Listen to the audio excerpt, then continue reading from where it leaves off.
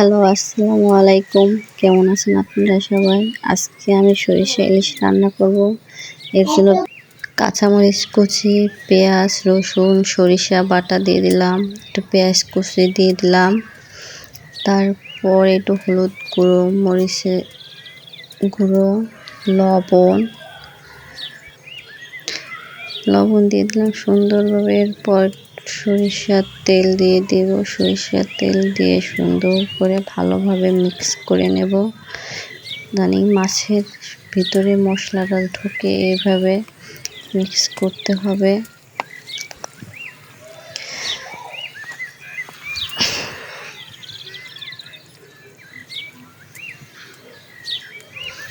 এই তো আমার মিক্স করা হয়ে গেছে।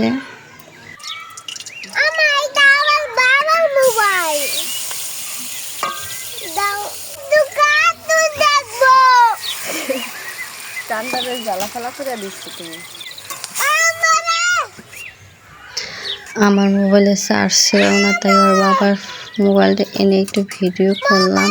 তার জন্য দেখেন, শুনতেই তো পাচ্ছেন কেমন রিয়াকশন তার। এই তো আমার মাছ রান্না প্রায় হয়ে আসছে। এই তো আমার মাছ রান্নার ফাইনাল লুক। সরিষা ইলিশ কেমন হয়েছে বলবেন।